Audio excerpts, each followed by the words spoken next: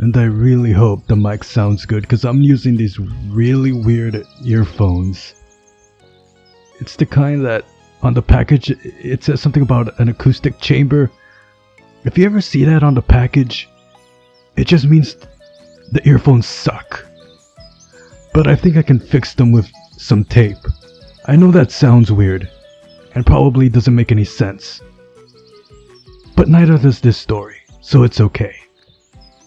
We're going for the good ending for Slavya's route.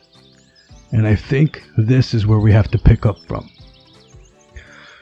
Goodness, I've forgotten everybody's voice. How did I... What did Uliana sound like? It was... So where have you come? Something like that, I don't know. Damn it, it sounds so weird in my ears. I want to get something for Slavya. Oh, really? Yeah, really. Okay, I'll be right back. Much to my surprise, Uliana didn't ask any awkward questions.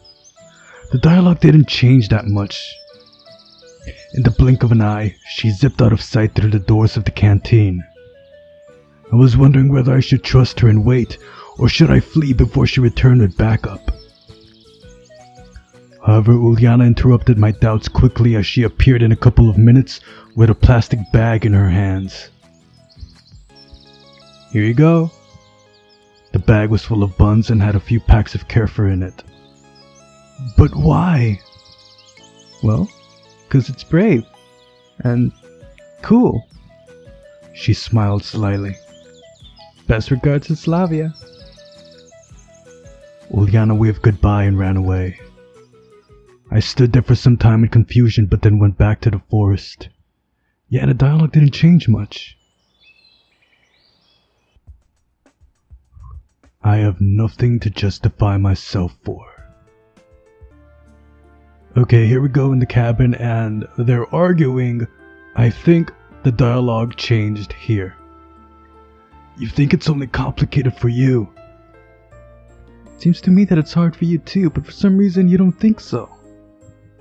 And what if I told you that I don't have a place to go back to, that since last Monday there is no more life for me, and I have to start from scratch? I don't know. That doesn't sound very reasonable. And it shouldn't. But it's true. And then what? Please explain. I came to this camp by accident. Actually, I'm from another time. Perhaps from another world. From the beginning of the 21st century. And I'm older than I seem. I don't really know how I got here. Slavya stared at me but said nothing. The moments dragged on endlessly.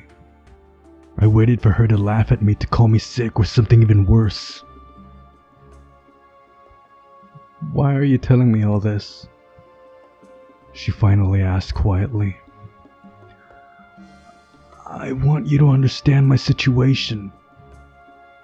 But it just sounds stupid. Of course. If I were you, I would react the same way. What do you expect from me? I don't know. I just felt that I needed to confess. I'm not saying that you're lying, and I don't think you're crazy, but you have to understand, I can't just accept it. Yes, I understand. I just thought it would help you to understand my situation and my motivation for my actions. It didn't, to be honest. I sighed in frustration. My opinion hasn't changed. But you'd better be off. You need to pack your stuff or you'll be late. Let's talk later. I wasn't going to argue. If Slavya hasn't changed her mind after my confession, then it's pointless to press on right now. Funny, Lena believed him right away. Distressed, I shuffled off to Olga Dmitrievna's cabin. The camp leader stood at the doorstep and looked like she was waiting for me. Why are you so gloomy? Did something happen? No, nothing. Just came to pack my things. Oh, come on. Let it out. You might feel better. Well, how do you think I can prove that I'm telling the truth to somebody who doesn't believe me? Are you absolutely sure that you're telling the truth? Absolutely. Then perhaps they might just need time to consider. Except there's no time left. Then I don't know. She shrugged her shoulders in dismay. Well, it's something at least. I tossed my winter clothing into a bag and headed to the bus stop. If a couple of days ago I'd seen the Icaras standing at the gate of the camp and waiting for pioneers, I would have been the happiest person in this reality. But right now I wasn't in the mood to rejoice. There was still plenty of time left until the bus departure time. I sat down on the curb and buried my head in hands. Why so sad? A familiar voice pulled me out of my thoughts. Just... had a fight with Slavya? You could say that. What's the reason? She doesn't believe that I'm an alien from the future. I smiled ironically. I wouldn't believe it either. You'd be surprised, said Lena seriously. Yeah, if I were in your shoes, neither would I. It's not a big deal. You'll make up from a quarrel. Yeah, but there's not much time left to. Left to what? To make the right choice.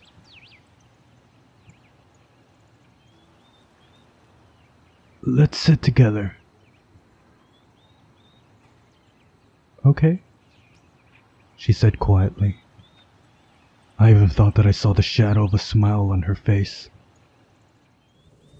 The bus flew across the expanses of my new world. Outside, fields followed forest and then calm rivers and highlands. I felt as familiar with all this as if it was my own homeland. Anyway, the surroundings were the least of my concerns now. I was trying hard to find the right words to start a conversation. We'd just been sitting there probably for a couple of hours, but all attempts to strike up a conversation had ended with one-word answers. Forget about what I said before. I didn't want to make excuses or say that it's not true. It's just now, the most important thing to me is you. I understand. She looked at me carefully. Even if I sometimes act the wrong way and talk nonsense, regardless, the main thing for me now is to be with you. And it always will be. I understand that I acted too recklessly and planned stupid adventures, but we can try to make everything right. Together. You and me. Slavya was still gazing at me. Do you realize that it will be difficult? That you can't just run blindly into the dark? Because then there will be so many problems that we won't be able to solve. Yes, I understand that now. But for you, I'm prepared for anything. She didn't say a word but just kissed me gently and put her head on my shoulder. It definitely meant yes. I didn't want to bother her anymore. Let her sleep. The point is that Slavya finally understood me, understood what she means to me. She realized that I'll do anything for her sake. And even if I'm overreacting or deciding too early, she's ready to put me on the right path. The path that we'll walk together. Night started to claim its rights and the bus settled down to sleep. At first I tried to fight it, but is there any use in enduring and wasting my efforts when the future had finally become crystal clear for me? My eyes shut just for a moment.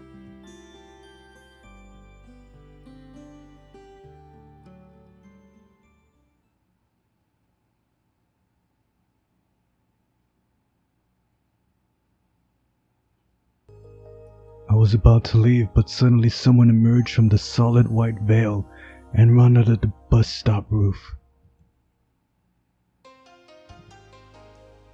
What? It was clearly a girl, as she had a long ponytail hanging out of her hood. She stood with her back to me, so I couldn't make out her face. "Excuse me, has the last bus left already?" she asked without turning to me. Where can she be heading to so late? The 410 must be the most cursed route in this city. Not only does it sometimes take people away to another reality, but it can't even arrive when you want it to. There's one more bus coming just after midnight, I think. Thank you. The smile was clear in her voice. For some time I just sat silently examining the girl. Finally she spoke. Where are you going so late? Is it really that interesting for her? Just having a walk, I answered thoughtfully. And you? Are you here for something important? Not really. Just going home. Where do you live? I couldn't help asking. Far away, she said vaguely. And I live nearby. It's a good area. I would say there couldn't be a worse one. I didn't have too many options. You don't like it? Don't know. I've gotten used to it by now. I think that people can be happy anywhere they want. Perhaps. Well, think of it. People live even at the North Pole, in stations I mean. And in the Sahara Desert, and in many other places. It's the people themselves that are the most important. It's difficult to disagree with you. My comments sounded so philosophical that I unconsciously smiled. You don't sound too honest to me. Now, why would you say that, madam? She laughed quietly. I think you're a good person. Now she turned and...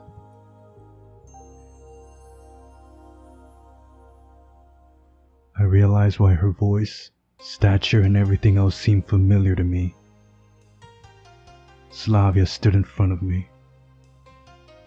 For a moment I lost the ability to speak, but just for a moment. Of course it could just be a girl who looks like Slavya from my dream. Or am I experiencing the strongest deja vu? This city is not a pioneer camp, I am not wearing a uniform, and it's not summer now. Trying to convince myself that it's just an illusion, I decided to ask a question. Have we met before? She carefully inspected me and smiled. I don't think so. But your face seems familiar. Had you ever been to a pioneer camp as a kid? Of course not. She laughed. When I was born, they'd already been disbanded. Oh, right. Although, I had a dream recently. She thought for a second. Me too. I mean, about the pioneer camp. Maybe that is where we've met. The girl said seriously. Possibly. By the way, my name is Slavya. Actually, my full name is Slavyana, but everyone calls me Slavya. You can do that too. I was about to tell her that I know, but then I stopped short. After all, is it that important to know why Slavya from my dream is standing right here, right now, in front of me at this frozen stop of this charmed bus number 410? After all, there are dreams that you don't want to wake up from. Mine is Semyon. What a lovely name. Starts with an S, too. Yeah. So, you live far away, don't you? Well, not really. She named the district. I thought it would be somewhere in the south. Why? Don't know. Maybe because you look like a pioneer. Oh, you and your pioneers. Slavya laughed. Maybe we wouldn't ever meet if not for them. Why? Her expression became serious. Just a joke. Listen, do you agree that the world exists because we believe in it? It's like some kind of subjective idealism. Slavya thought for a bit. This school of philosophy became close to me recently. Well, I don't know. I'm not that good with these subjects. What are your subjects then? She smiled. Different ones. No doubt. But it's just been a few minutes since we met. But it seems like it's been much longer. For some reason I've got the same feeling. An awkward pause followed. The snowfall has eased, but there was still no bus. I looked at my watch and assumed that it won't arrive at all. Slavya seemed to feel even colder by now as her cheeks grew more red and her hands were now moving frenetically, trying to warm her body. Seems like the 4:10 bus is done for today. Guess, she said sadly. If you want, I started after pulling myself together. What? You can stay at my place. We've just met. She laughed. She didn't seem frightened even a tiny bit. Yes, I understand, but it's so cold outside. Aren't you afraid? Slavya looked at me playfully. Me? Should I be? Who knows? Who knows? I just suggested it. I don't think anything of that sort. I started to make excuses. I understand. She laughed. If you don't mind, of course. Even though it seemed impossible, she flushed even more. Should we go? Let's wait a bit longer. Maybe it will arrive. Okay.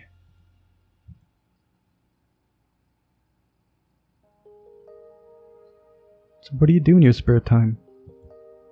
Slavya asked after a while. I work at home, kinda. I just couldn't tell her that I do nothing. Sounds good. Why? Don't know. You have a lot of free time. You don't have to go anywhere and so on. And you? I asked, trying to change the subject somehow. I'm studying. Getting an ethnographer's degree. What is that? Slavya asked seriously. Never mind. I'll be an ecologist. Well, career to be proud of. We chatted about random things and the bus was still nowhere to be seen. It was past 1 already. Yeah, that bus is gone. Time passed by so fast. I guess Slavya understood my thoughts. Shall we go? She smiled. I stood up and headed slowly towards my house. She carefully held onto my arm and looked into my eyes. You know, I'm sure that this year will be better than the previous one.